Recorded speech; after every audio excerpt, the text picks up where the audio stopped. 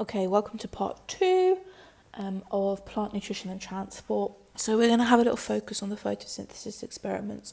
Okay, there's quite a few experiments that you can do to do with photosynthesis, and some of them can be quite complicated, all right? So as well as kind of knowing what the results indicate and what the results tell you, you need to be able to write methods and kind of suggest techniques for each of these individual scenarios.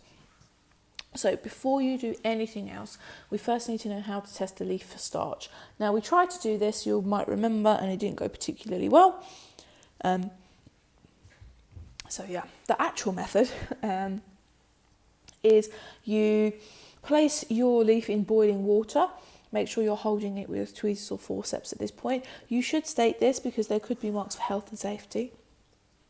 So make sure you do kind of include suggestions like that. The reasons why we hold our leaf in boiling water is because it stops any chemical reactions happening inside the leaf. So that's it. Think about it. Chemical reactions controlled by enzymes. Put them in boiling water. We're going to denature those enzymes, aren't we? Okay, you're then going to put your leaf in a boiling tube with some ethanol and heat it in an electric water bath until it boils. The reason why we use a water bath is because when we're heating ethanol, ethanol is flammable, so you don't want to be using a Bunsen burner anywhere near your ethanol. So this is why we use a water bath.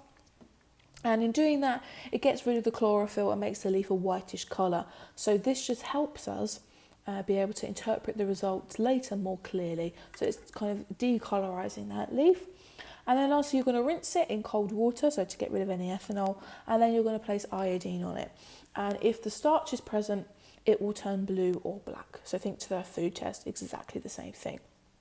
Okay, starch is one of the ways that a leaf stores glucose. So if photosynthesis has happened, it will have made glucose, it will have stored that glucose as starch. Okay, so this is how we can know how we can use this test to test for photosynthesis, because if starch is there, photosynthesis must have occurred. Now that we've got that kind of background idea, there are a couple of different tests you can do using this starch test. So the first of which you could use to prove that you need chlorophyll for photosynthesis. So in this one, you would carry out the exact same steps as we just spoke about in our testing our leaf for starch, but instead of using a normal leaf, we'd use what we call a variegated leaf, which if you have a look at the picture, in the revision guides pages, if you're not sure, is a leaf that has areas of chlorophyll and no chlorophyll. So the areas that do contain chlorophyll would be green when you looked at the leaf, and the areas that didn't would be white. So you would carry out the exact same same method as you're carrying out your testing your leaf for starch, and the results would show, hopefully, or they would show, that in the areas that contained chlorophyll, so the green parts originally, that there is starch, so our iodine should turn that bluey black, and the part where there was no chlorophyll, so the white parts, would turn orangey brown with the iodine. So in that way you can prove that chlorophyll is necessary for photosynthesis. Okay, so you use your variegated leaf and you just carry out your testing your leaf for starch method. Now you can use the same idea to test for carbon dioxide. And so what you would do is, you can see as the diagram set up here, you would place your plant in a sealed bell jar so no air can get in or out, and you would place it in there with some soda lime. The idea is that the soda lime will absorb the carbon dioxide out of their air in that jar. So you put it in there, you've got your soda lime, it's going to remove any carbon dioxide that was in there when you sealed it, and then nothing else can get in because it is sealed. And so if you leave your plant in there for long enough and then take a leaf out and test it, you will see that the leaf won't turn blue-black at all, because there hasn't been any photosynthesis, because there hasn't been any carbon dioxide. Okay, so in that way you can prove that carbon dioxide is necessary for photosynthesis.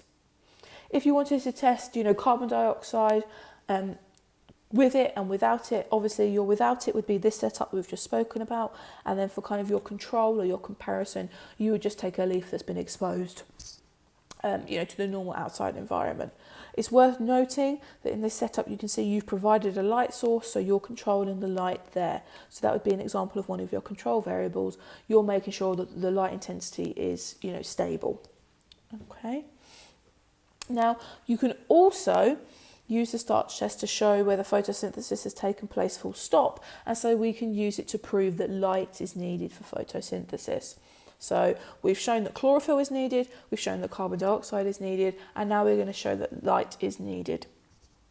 So how you would do this is you would carry out your testing your leaf for starch test, the same as you've always done it, but you would use a leaf or select a leaf from a plant that's been kept in the dark completely for around about 48 hours.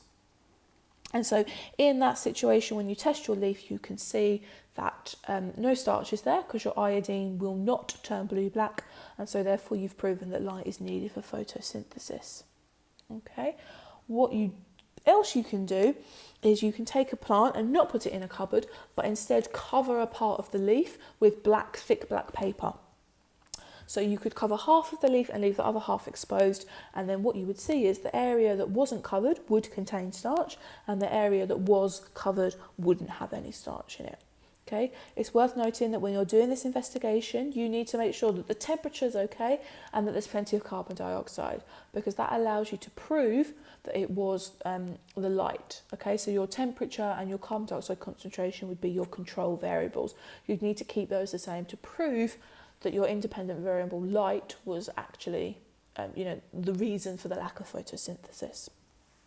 Okay, so that's how you'd use your testing your leaf for starch in those 3 different ways: to prove that light is needed for photosynthesis, to prove that carbon dioxide is needed for photosynthesis, and to prove that chlorophyll is needed for photosynthesis. All right, the last experiment, again, we couldn't do this because we can't get pondweed, but you guys have seen the setup, is you can see how various factors affect the rate of photosynthesis by measuring oxygen production. All right, so remember, plants produce oxygen when they photosynthesize. So if you somehow measure that oxygen, we can see what the rate is. More oxygen means a higher rate of photosynthesis. So how we actually do this accurately is we can collect the water, You can collect the oxygen that's produced in a gas syringe and measure it. Okay, so record its volume. That is the most accurate way of doing it. A more simpler way of doing it is just to count the bubbles, and that is actually quite commonly done in school laboratories. So you would count the bubbles, and then the higher the number of bubbles, the more oxygen, so the higher the rate of photosynthesis. But there's a problem with that because you could easily miss a bubble. The bubbles could be different sizes, so actually that doesn't really help you with the volume. So the more accurate way of doing it is to use a gas syringe. Okay, and at the beginning your gas syringe is completely empty. You attach it to a bung, which eventually would go inside a boiling tube or a test tube, and in your test tube you've got water with sodium hydrogen carbonate in it. We add sodium hydrogen carbonate because it's a source of carbon dioxide, so it gives the plant carbon dioxide to carry out photosynthesis. Obviously you have your piece of pondweed or your plant in there to do the photosynthesizing, and then you shut it all up. You seal it with that bung. You're then going to have a light source. If you're interested in knowing how light intensity affects photosynthesis, you would place your light source at different distances away from the plant. So maybe 10, 20, 30, 40, 50 centimetres. Okay. So you would place your light source at your set distance, you would turn your light on and maybe leave it for a couple of minutes to acclimatise. Once it's acclimatised, you then set your timer and you collect the oxygen in a set amount of time. So you might say, okay, I'm going to leave it to acclimatise for 2 minutes, so let your plant kind of get used to the situation and actually start photosynthesising. And then I'm going to record the volume of oxygen collected after 5 more minutes. All right, so then you can kind of see the volume of oxygen that has been collected, and that's obviously what you can be recorded. Now, for this experiment, any other variables that could affect the results should be controlled. So your variables, if you're looking at light intensity, that need to be controlled are carbon dioxide concentration. So how we control that is you add a certain amount of sodium hydrocarbonate to a certain volume of water every single time. So you might say 5 grams of sodium hydrocarbonate in 10 millilitres of water. Okay. The time that you carry out your experiment for, so I'm going to record the volume of oxygen collected after 5 minutes, that's got to be controlled, and your temperature would need to be controlled.